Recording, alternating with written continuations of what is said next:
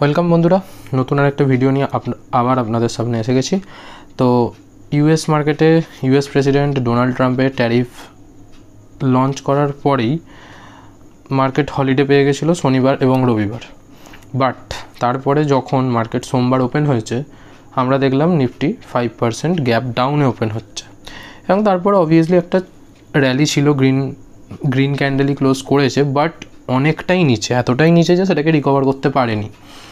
এবং আমি চাইলে সোমবার বা মঙ্গলবারে ভিডিও বানাতে পারতাম, কিন্তু আমি সোমবার বা মঙ্গলবারটা দেখলাম জাস্ট এই কারণে, আমি মার্কেটকে অবজার্ভ করার জন্য দেখলাম যে মার্কেট কি করছে।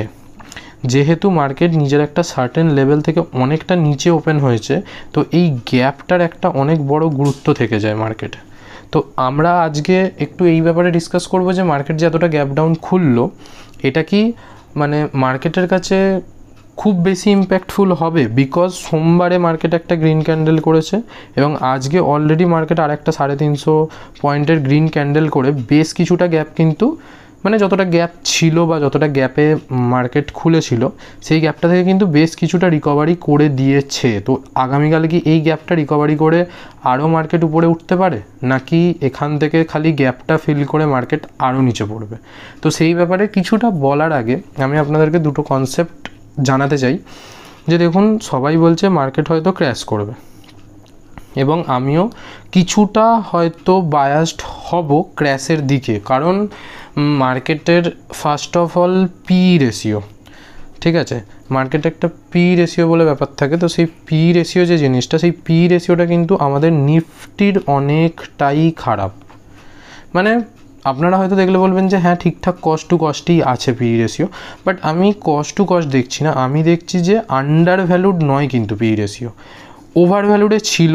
মার্কেট যতটা পড়েছে সেই অনুযায়ী কিছুটা নিচে হয়েছে, কুল ডাউন হয়েছে, বাট এখনও পর্যন্ত কিন্তু নিফটি অ্যাট ইজ মানে বাইং সাপোজ দেখছি না আমি মার্কেটে। ফার্স্ট আমার কন্ডিশান এটা। সেকেন্ড, যদি আপনারা বলেন যে আর কি আমি পার্টিকুলার নোটিস করছি বা এই মুহূর্তে, যে এখন হয়তো ম্যাক্সিমাম জনের পোর্টফোলিও কিন্তু 30 থেকে 40% করে কারেক্ট করে গেছে। এবার যদি বেসিক্যালি কেউ স্মল ক্যাপ বা মিড ক্যাপে পার্টিকুলার ইনভেস্ট করতো, তো তাদের কিন্তু আরও বেশি পড়েছে, মোর দ্যান 40%-এরও বেশি, 40%-এরও কিন্তু বেশি পড়েছে। তো সেক্ষেত্রে এই মুহূর্তে করণীয় কি? দেখুন, ব্যাপারটা হচ্ছে যে স্মল ক্যাপ মিড ক্যাপ কিন্তু হাইলি ওভার ভ্যালুড, ঠিক আছে, এখনও যতটা পড়েছে সেই অনুযায়ীও কিন্তু হাইলি ওভার ভ্যালুড হয়ে আছে স্মল ক্যাপ আর মিড ক্যাপ। এটা আমাদের খুব ভালো করে মাথায় ঢুকিয়ে নিতে হবে। মানে যদি নেক্সট রাউন্ড অফ সেলিং আসে, মানে মার্কেট প্রথমে একটা ক্র্যাশ করেছিল মার্কেটের অল টাইম হাই থেকে, ঠিক আছে, মার্কেট একটা ক্র্যাশ করেছিল আগের মাসে, অর্থাৎ মার্চ মাসে, সেটা একটা পুলব্যাক দিয়েছিল, দিয়ে এবারে কিন্তু সেই লেগটা ভেঙে দিয়েছে। যে লোটা প্রিভিয়াসলি ছিল সেই লোটাকে কিন্তু ভেঙে দিয়েছে, সে গ্যাপ ডাউন করে হোক বা যে কোনো কন্ডিশনে হোক, কোনো খারাপ নিউজের ক্ষেত্রে হোক বা যেভাবেই হোক, মার্কেট কিন্তু এই সুইংটাকে যখনই ভাঙছে, তো এখান থেকে কিন্তু আমরা হয়তো এক্সপেক্ট করতে পারি নেক্সট রাউন্ড অফ সেলিং। আর যদি নেক্সট রাউন্ড অফ সেলিং আসে, এখান থেকে যদি আরও কিছুটা মার্কেট কারেক্ট হয় বা আরও যদি কিছুটা পড়ে, তাহলে কিন্তু সবথেকে বেশি ফাঁসবে স্মল ক্যাপ আর মিড ক্যাপের লোকেরা। এই মুহূর্তে আমি আপনাদেরকে যেটা সাজেস্ট করতে পারি, যে হয়তো আপকামিং 2-3 দিন আরও হয়তো একটা দুটো মার্কেটে বুল দিন থাকতে পারে, মানে গ্রিন হয়তো একটা দুটো থাকতে পারে, বাট সেটা কিন্তু কোনো রকমভাবেই ট্রেন্ড চেঞ্জিং নয়। ট্রেন্ড চেঞ্জিং সেটা কিন্তু কোনো রকমভাবেই নয়। ট্রেন্ড চেঞ্জিং মানে কি? ট্রেন্ড চেঞ্জিং মানে হচ্ছে যে ডাউন ট্রেন্ডে মার্কেট রয়েছে সেই ডাউন ট্রেন্ডটা ঘুরে গিয়ে আপসাইড হয়ে যাবে। তো আমি আপসাইডের ডাইরেকশান আপনাদেরকে কখনোই এখন দিচ্ছি না, বিকজ এখন হতে পারে আপকামিংয়ে আরও বেশ কিছুটা পড়তে পারে মার্কেট। তো সেক্ষেত্রে এখন আমরা যেটা করতে পারি সেটা হচ্ছে সেল অন রাইজ প্ল্যান করতে পারি যারা ফিউচার করছেন। আদারওয়াইজ আপনারা যদি কোনো রকম কিছু পুল ব্যাক পান, যে রকমভাবে হতে পারে, যদি কিছুটা মার্কেট পুল ব্যাক আসে আপনাদের পোর্টফোলিওতে, যদি 5 থেকে 10% স্মল ক্যাপ বা মিড ক্যাপে, স্মল বা মিড ক্যাপে যদি আপসাইড দেখতে পারেন, আপনারা আপনাদের কোয়ান্টিটি কমাতে থাকুন স্মল ক্যাপ আর মিড ক্যাপের ক্ষেত্রে। বাট যদি আপনারা বলেন যে আমরা ইনভেস্টিং পারপাসে কিছু লার্জ ক্যাপ দেখছি, সেক্ষেত্রে কিন্তু আমার ভিউ পয়েন্টটা পুরোপুরি অপোজিট, এটা মাথায় রাখবেন।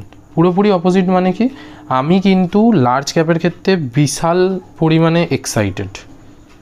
কেন যদি বলেন, তাহলে আপনাদেরকে একটা ছোট্ট এক্সাম্পল দিই।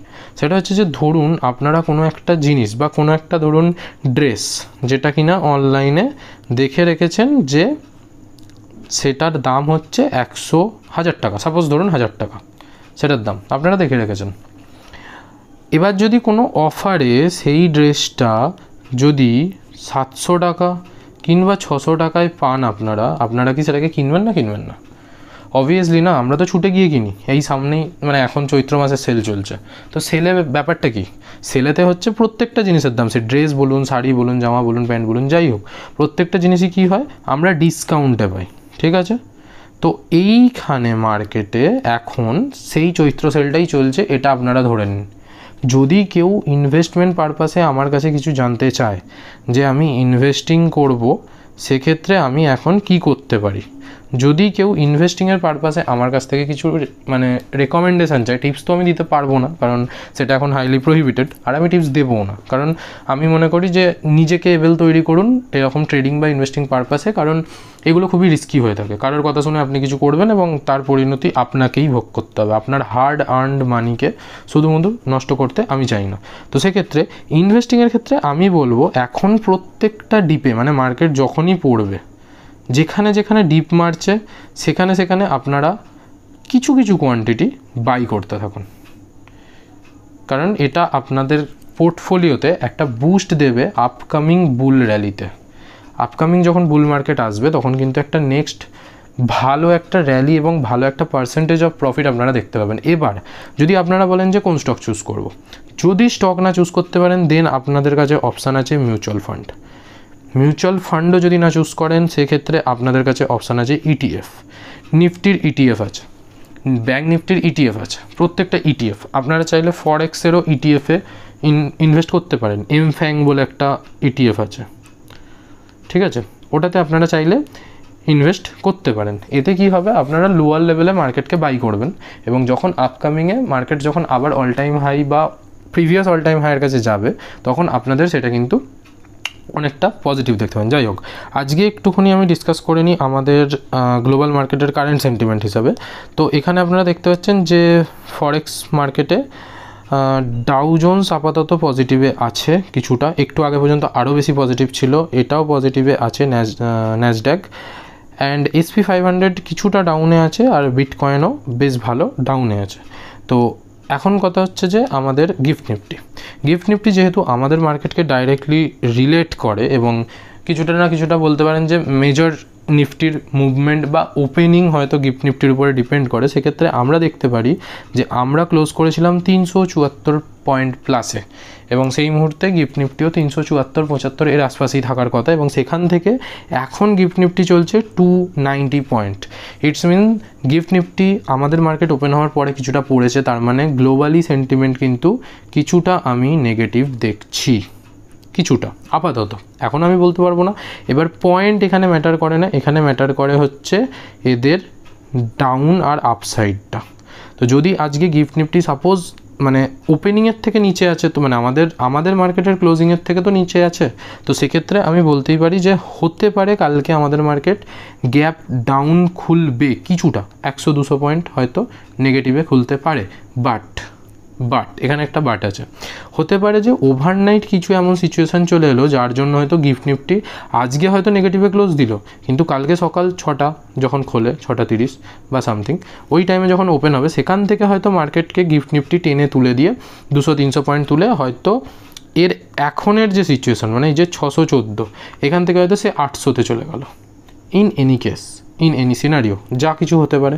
তো যদি সেরকম কোনো সিচুয়েশান হয় সেক্ষেত্রে আমাদের মার্কেটও হয়তো কালকে প্লাসে খুলতে পারে, প্লাস 100-150-200 যেরকম তখনের সিচুয়েশান অনুযায়ী। বাট এখন আমি দেখছি ইউএস মার্কেট ছিল পজিটিভে, খুব ভালো পজিটিভে ছিল ইউএস মার্কেট। আমি আপনাদের যদি চার্টটা খুলে দেখাই সেক্ষেত্রে আপনারা বুঝতে পারবেন যে ইউএস মার্কেট ডেলি নয় 5 মিনিটস ইন্টারভ্যালে যদি আমি আপনাদেরকে দেখাই তো সেক্ষেত্রে আপনারা এই দেখুন ইউএস মার্কেট এখানে কিন্তু ওপেন হয়েছিল গ্যাপ আপে সাস্টেনও করছিল বেশ কিছুক্ষণ, but for the news that was down trend. এবার যদি এর নিচে ইউএস মার্কেট যায় তাহলে এর নিচে আরও যাবে, তো সেক্ষেত্রে কিন্তু ওভারঅল সেন্টিমেন্ট এখন নেগেটিভ হয়ে গেছে মার্কেটের জন্য। বাট এগুলো সাইড অ্যাপার্ট, এগুলো সময়ের সাথে সাথে ঠিক হয়ে যাবে, এবং আমি মনে করি যে নেগেটিভিটি সবসময় থাকে না এবং বেশিক্ষণ থাকবেও না।